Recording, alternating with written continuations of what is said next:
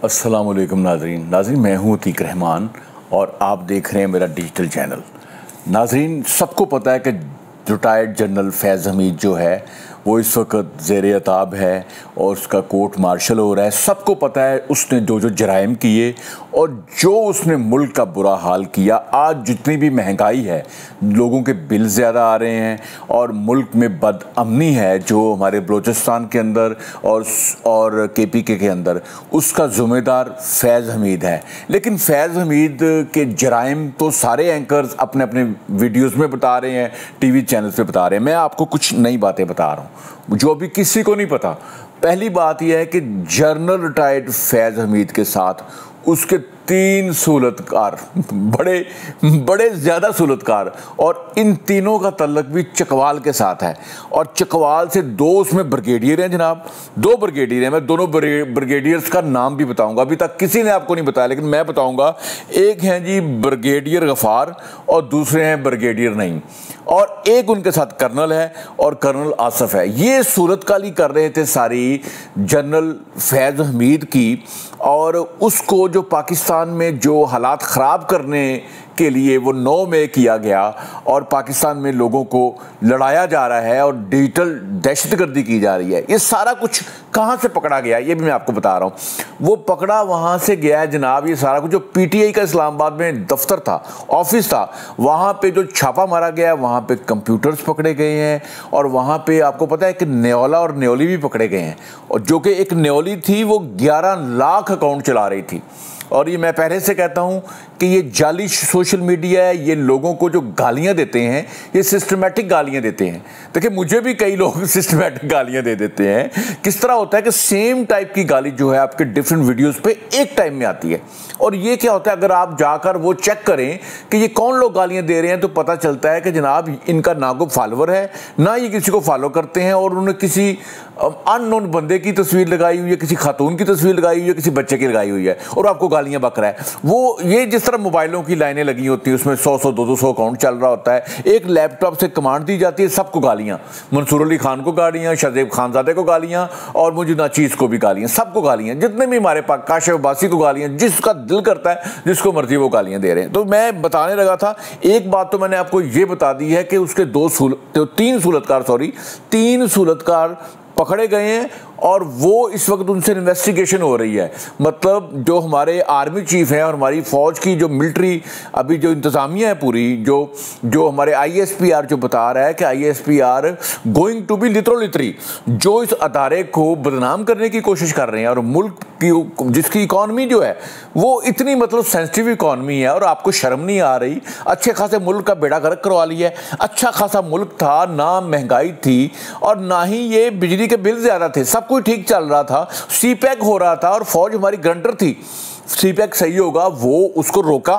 और अगली बात सुन ले, अगली बात में आपको जो बड़ी अहम खबर है, जेल का जो वाइस सुप्रिटेंडेंट था, जो मतलब नायब सुप्रिटेंडेंट था, उसको भी पकड़ लिया गया। अकरम मोहम्मद अकरम नामी नाम है, मैं उसको अकरम ही कह रहा हूँ। अकरम को पकड़ लिया गया और अकरम के आगे भी 5-6 लोग हैं, 5-6 लोग हैं, उनको भी पकड़ लिया गया। उनको पकड़ा इसलिए गया है कि जनाब ये जेल के अंदर इमरान खान की सूरतकारी कर रहे थे। इमरान खान को इन्होंने मोबाइल दिया हुआ था जनाब, और उस मोबाइल से ये यूरोपियन यूनियन के कुछ जो उनके नुमाइंदे थे, यूरोपियन यूनियन के जो इस्राएली एजेंट थे, जो यहूदी लाबी था, उनके साथ इमरान खान का राब्ता था। यही वजह थी कि अमेरिका और जितनी यूरोपियन कंट्रीज हैं वो इमरान खान की हिमायत में बोल रहे थे, क्योंकि इमरान खान उनको फीडबैक दे रहा था, उनको बता रहा था कि मेरे साथ बड़े जुल्म हो रहे हैं। हालांकि उनको पता ही नहीं कि इधर ये देसी मुर्गी खा रहा है, इधर ये मटन कढ़ाई खा रहा है, काजू बादाम खा रहा है, दही भी बड़ा खा रहा है और इसके मजे लगे। इस जिम में इसके पास 7 बैरक इसके पास हैं और जेल में इसकी मौजें लगी हुई हैं। इसने मतलब तकरीबन वहाँ पे फ्रिज भी रखी हुई है, वहाँ पे AC भी लगा है, वहाँ कूलर है, रूम कूलर, वहाँ पे जनाब सारे मजे ले रहा है। और साथ आप बुशरा बीबी भी कई दफ़ा वहाँ पे आ जाती है, आपको पता है, वो भी वहाँ पे आ जाती है मिलने के लिए। तो ये जेल का जो वाइस सुप्रिटेंडेंट था उसने ये सूलतकारी की और वो जनरल फैज़ हमीद जो है, रिटायर्ड जनरल फैज़ हमीद से भी इमरान खान की बात करवाता था, राब्ता करवाता था।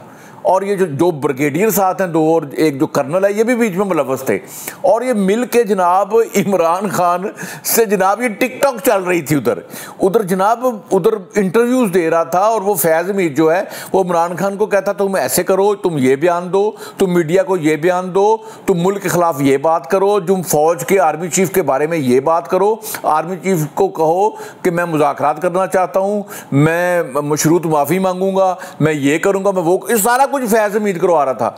और ये मैं आपको बता चुका हूँ, ये सारा पकड़ा किधर से गया है, जो पीटीआई का इस्लामाबाद में ऑफिस था वहाँ छापा, और वहाँ पे कंप्यूटर्स, वहाँ न्योला न्यूली, और वहाँ पे जो रऊफ हसन को पकड़ा गया, रऊफ हसन को, और रऊफ हसन भी बका है।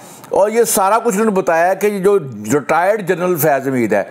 और यही नहीं, यहाँ अभी रुकें, मैं आपको इससे अलावा भी एक नई बात बताता हूँ, और ये बात अभी किसी ने आपको नहीं बताई होगी, मैं आपको बता रहा हूँ कि जो टॉप सिटी जो हाउसिंग सोसाइटी है, जिसमें आपको पता है जनरल फैज़ हमीद ने जो वहाँ पे कारस्तानी की, धमकियाँ दी, सारे हाजिर सर्विस ऑफिसर वहाँ लेके गया और वहाँ जाकर जनाब धमकियाँ दी, उसको अप्रूव कराने के लिए जो रिश्वत का इस्तेमाल किया गया, जो पैसा दिया गया, जो रिश्वत दी गई, उसमें से 30% उस वक़्त के चीफ जस्टिस जनाब मोहतरम रहमते बाबा जनाब साकब निसार को 30% वहाँ उन्होंने रिश्वत दी है। उसने वो रिश्वत ली है ताकि मैं इस सोसाइटी को, जो केस चल रहा था उसका फैसला इसके हक में कर दूं। और ये सोसाइटी, आपको पता है उस वक्त जो इनलीगल सोसाइटियां थी, वो साकब निसार जो था, बाबा रहमते, वो सबको लीगल कर रहा था। और वो उसको वो कहते नहीं, बालो कुड़ियो वंडी दी शरीनी ले जाओ ये कर रहा था, लेकिन साथ साथ वो गाजरें खा रहा था, मुरब्बे खा रहा था, वो रिश्वत ले रहा था। और ये जो साकब निसार है, आप देखिएगा कि जब ये फैज़ हमीद का फैसला होगा, मिलिट्री कोर्ट फैसला करेगी, तो साथ वो चीफ जस्टिस को भी, सुप्रीम कोर्ट को भी बताएगी कि आप भी साकब निसार के खिलाफ एक्शन लें, और you should go to be literally. Supreme court को कहेंगे कि आप भी लिटर लगाएं इसको, ये साकब निसार को भी लिटर लगाएं, क्योंकि इसने रिश्वत ली है, चीफ जस्टिस होकर रिश्वत देता है 30%, और आपने 20% सुना होगा, 10% सुना होगा, 30% रिश्वत भी बहुत ज़्यादा ले रहा है भाई, ये तो रिश्वत बड़ी लेता है जनाब, ये उसकी कारस्तानी है। और अब मैं आपको एक बड़ी अहम बात बताने लगा हूँ, आप दिल पे हाथ रख लें, वो ये है कि चकवाल के अंदर जो ये पीटीआई का गीला तितर इमरान रियाज, एंकर पर्सन इमरान रियाज जो वीडियो करता है बड़ी, ये मरीम नवाज के खिलाफ वीडियो कर रहा है, नवाज शरीफ के खिलाफ कर रहा है, और जनाब उसको और कोई नजर नहीं आ रहा। और वो वीडियो किस पे करता है, ये दुपट्टा ठीक नहीं लिया हुआ, फिटे मुंह तुम्हारा, मतलब किस तरह के काम करते हो तुम। और पता क्या, मैं बताने का लगा आपको, इमरान रियाज जो एंकर है पीटीआई का, उसका चकवाल के अंदर एक फार्म हाउस है, पता नहीं किसने एकड़ पे है, और चकवाल का वो फार्म हाउस जो है वो भी जनाब फैज़ हमीद के भाई पटवारी नजफ हमीद, उसकी और फैज़ हमीद की मिली भगत से वो जो जगह है, वो जो मतलब औने पौने इमरान रियाज को लाट किया गया है। और इमरान रियाज वो फार्म हाउस पे जाता है, ये मेरा फार्म हाउस है, उसमें मुलव्वस कौन है, फैज़ हमीद, नजफ हमीद और इमरान रियाज। ये इमरान रियाज भी पकड़ा जाएगा इस रिश्वत में, जो उसने ये सूलतकारी अपने लिए की है, और वो हथेया है वो जनाब, वहाँ पे फार्म हाउस अपने नाम करवाया है, ये उसका है जनाब। उसके बाद जनाब मैं आपको अब जो आखिरी बात आज बताने लगा हूँ वो ये है कि जब पीडीएम की हुकूमत थी उस वक़्त रिटायर्ड जनरल फैज़ हमीद ने नवाज शरीफ को वीडियो कॉल की और अपनी बेटी के सर पे हाथ रख के कसम खाई और माफ़ी मांगी कि मैंने मियाँ साहब आपके खिलाफ कुछ नहीं किया। अंदाज़ा कर लें, बेटी के सर पे हाथ रख के तो वो कसम खाई और आंसू बहाए कि नवाज शरीफ साहब मैंने आपके खिलाफ कुछ नहीं किया।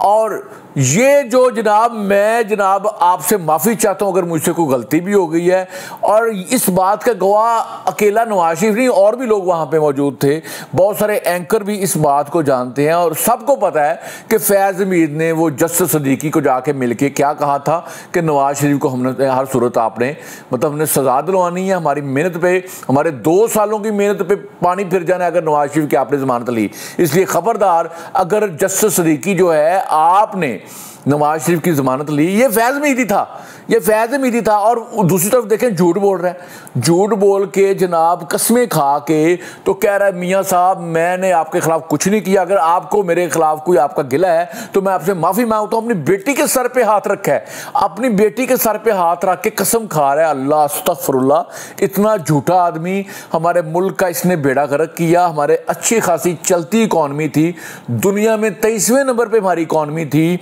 तुम इमरान खान को लेके आए, हमारी इकॉनमी आगे जनाब 47वें नंबर पे, और हमारी इकॉनमी तबाह हो गई। यही वजह आज महंगाई भी है। महंगाई तो चलो खाने पीने की चीज़ों की कम हो गई, लेकिन जो बिजली के बिल, जो डॉलर आउट ऑफ कंट्रोल हो गया है, जो चीज़ों की जो कुछ चीज़ें हैं जो बिल्कुल कंट्रोल से बाहर हो गई, जैसे बिजली है, गैस है, तो वो जो सारी जो महंगाई है बिजली गैस की, इसका जिम्मेदार कौन है? जनरल फैज़ हमीद। और उसका सूरतकार कौन है? इमरान खान। मैं पहले कहता हूँ इमरान खान जिम्मेदार है, इमरान खान भी जिम्मेदार है, दोनों जिम्मेदार हैं।